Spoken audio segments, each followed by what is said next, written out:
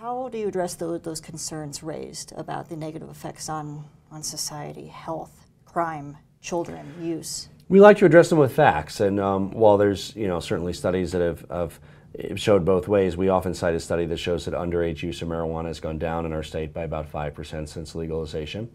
There's a better way to make sure that people aren't driving under the influence of marijuana if it's regulated and talked about as opposed to underground. We drive out that criminal element. And again, just like substances that responsible adults can choose to use, like alcohol or tobacco, there needs to be a discussion about abuse. And we all know people who abuse those various compounds as well. And it's important to have that discussion out in the open and make sure that people that need help in overcoming their addiction are able to get that. Sure, and as more states legalize, especially the medical use, the questions seem to balloon about the health benefits and the risks, especially as it relates to mental health. So that's such a frustrating issue because the federal ban on marijuana has prevented legitimate medical research from moving forward. The fact that marijuana is scheduled to Schedule I with no acceptable medical use has prevented the type of dual blind medical studies that have occurred with regard to so many other compounds. So we'd be a lot further along today in understanding the benefits and the side effects of marijuana with regard to different conditions and medicinal treatment if we had allowed that to occur over the last few decades. And in terms of medical and recreational, White House spokesman Sean Spicer seemed to indicate that there was a difference between the two. Do you see those two as different? Well, I hope they're not in their mind. I mean, in my mind, I do think it's appropriate that Colorado has lower taxes for medicinal. I think that's a way of recognizing that for people who use it therapeutically, they're not subject to the same tax as recreational. I think that's fine, that the two can coexist along with one another, not that it's without its tension. Federally, I would say, look, it's your right. If you want to and you're 21 to drink, to smoke, it's up to you.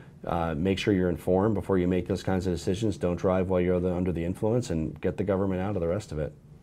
And just based on what's been adopted across the states, medical and CBD-only laws seem to be leading the pack.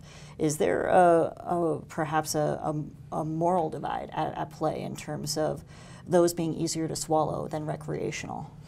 So right now, 60% of the people of this country live in a jurisdiction that either have medicinal marijuana or recreational marijuana available, so majority. And if you include CBDs and other forms of cannabis, it's even higher. So absolutely, I think that Colorado had medical marijuana before we had recreational marijuana available. Voters in many states have put in medical marijuana, and it's hard not to have sympathy with an elderly patient going through chemo who needs marijuana, and it's hard not to have sympathy with somebody who uses it to manage their pain and might otherwise turn towards dangerous and addictive opioids. And I think that increases the comfort level, and just as it did in Colorado, in states like California, it's led towards allowing adults to make a responsible decision with regard to recreational marijuana use. Mm-hmm. On the CBD side, the DEA told me that that they believe that CBD and hemp are considered Schedule I substances, and there's lawsuits that have been filed to that extent as well. Is there anything that needs to be done on a congressional or federal level to address the legality of? Look, the DEA has lost their moral authority in this matter, which is sad and dangerous for us as a nation because we are suffering under the scourge of meth abuse and opioid abuse. And if you know anybody in your friends or families, this is ripping families apart. People are dying. It's awful. And yet the DEA is removing their eye from the ball, and they're saying we're going to classify CBDs as Schedule I, and we're going to bust somebody who's trying to help their migraines.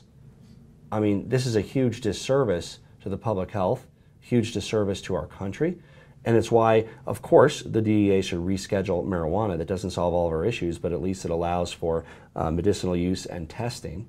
But two, Congress needs to take this up because we can't allow this DEA to continue to act as a rogue agency. Too many lives are at risk.